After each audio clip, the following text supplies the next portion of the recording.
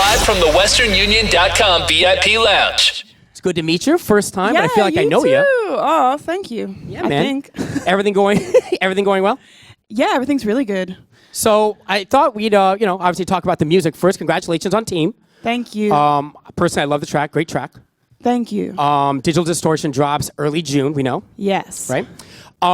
Just taking it back, I think you've made mention that this upcoming album is going to be, quote unquote, like it's going to be like more of a harder feel, more gritty feel. It's a bit more aggressive, yeah. I mean, I would liken it to my mixtapes in its aggressiveness. I think the new classic was definitely like a bit more effeminate than people who have been fans before I got signed were used to.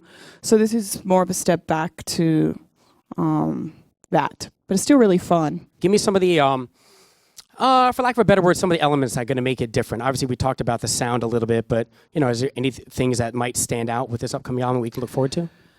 You know what? I don't like to make things too different because I think that isolates the people that already like you, and it's just about progressing. So it sounds very much like an Iggy Azalea album. There are some nods to earlier sounds, and then there's some progression and adding new elements, maybe a little bit more live instrumentation, but not in a way that would be maybe noticeable for the average listener. Like, for example, A Zillion is a song that has there's like a 30-piece string section playing in the bridge of that song. And I think most people probably wouldn't notice unless I told you, but there is. So there are things like that I did that I hadn't done in the past or hadn't had the ability to that are in there, but it's me, but a progression. It sounds like an Iggy Azalea album. It's not like some other person's album. So yeah. Can we talk about features real quick? Are you allowed to talk about that? No, I'm not. I'm not telling anybody about Nothing? them yet. Sorry. Can I ask you a question? Of in course. regard to what I think it might involve? Sure, but you're not going to get any answers. Okay, that's okay. We'll just try. There is one line, and maybe I'm looking into this way too deeply. You're looking into it too deeply. Really?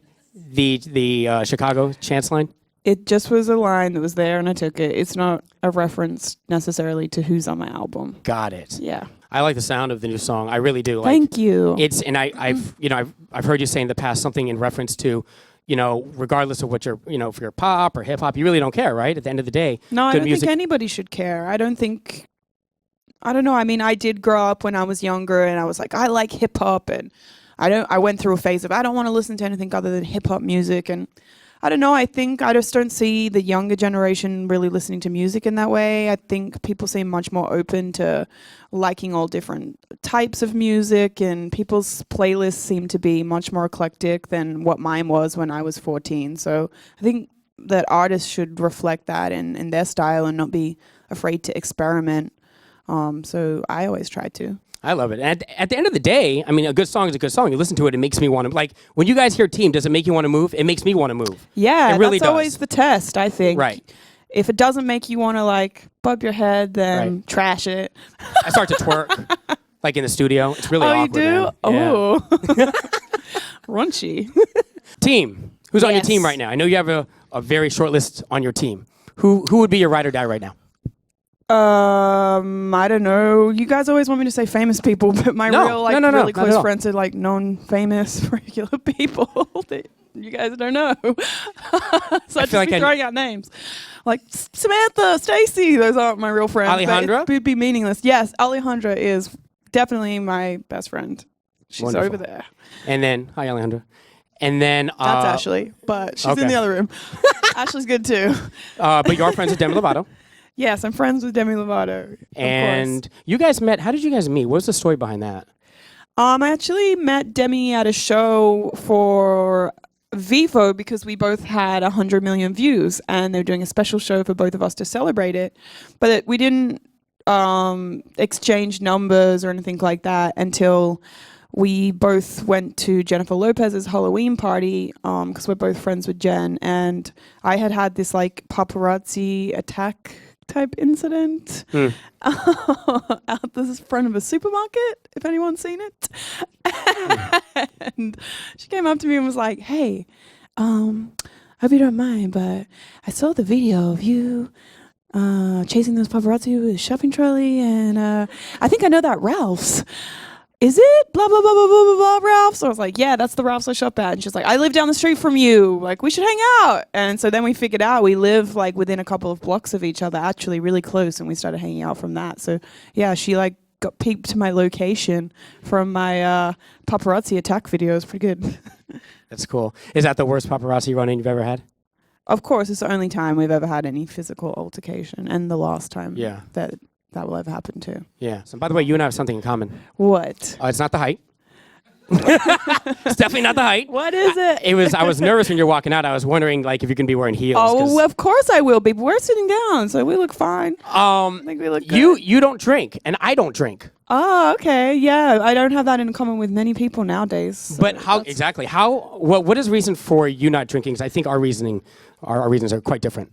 I have a few reasons. It's funny because anytime you tell somebody you don't drink alcohol, I feel like there's this stigma in society that something must be wrong with you, so therefore you can't drink alcohol. To be honest with you, I just don't like the taste of alcoholic drinks, and I think that when you get into adulthood, you're not like going out and drinking to get wasted like you do when you're a teenager. Yeah. And I think if you are drinking when you're a teenager, shouldn't be. But when you're younger, I think a lot of it is drinking to get drunk, and it's not really about enjoying it or having a drink at a bar with your friends. And so when you get older and you're not like going out trying to get smashed every night, I kind of realized actually I don't like any of these drinks, and I don't want to drink them, and I'm not going to just sit here and drink them to be cool. What would be the point of that? That would be stupid. But also another reason is I am way too hilarious, and I'm just too much trouble as well if I ever do get drunk. So it's just lose-lose. I'm an adult. I don't drink to like go out and get smashed. If I did, it would be bad, and I don't like the taste of it, so why would I? Very similar to me. I don't like the taste of it. I just don't like the taste. And when it gets to the point of you finding a drink that's so like diluted that you can't taste alcohol, why are you putting alcohol in it then? Just have the drink without alcohol. That's so funny. I swear to you, that's my exact same reason.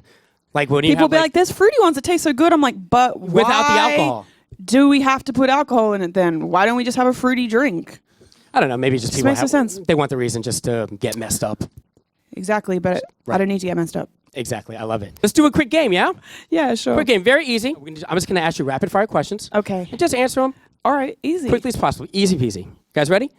94-second quickie with Iggy. Here we go. What's one luxury item that you don't have that you want? A plane. You have one in the video. No, I had to give that back. I just rented it. Oh, okay. And spray because painted the car it. is in the car. Yeah, in the car videos. is mine. Yeah. Oh, okay. I thought that was your plane. If you could have dinner with anyone living or dead, who would it be with? Well, I hope Tupac doesn't hate me for this, but Andre 3000. Your favorite social media platform? Obviously, Twitter is the only one that I actually run myself, and that's just because I think, I don't know, it just seems to have the most interaction and the most instantaneous interaction with fans, and I really like being able to have the conversation. Like Instagram and stuff like that is fun, but it seems more about posting pictures and maybe not so much about actually communicating with each other, so I still like Twitter. What is your favorite place in the world and why? Performing and also traveling. Performing, I don't know if I have a favorite place to perform. Everywhere, it just really depends on the crowd. Like I've had so many cities that have been amazing. But my favorite place to visit, randomly, I really like China. Is that weird? I really like China. No, you mentioned that before. Like, is it? You said like they were like really quiet. They're really respectful, like on the red carpet, right? Yeah, but that's not what I like about it. Of course, who's like China's my favorite because I love the red carpets there. Well, you know.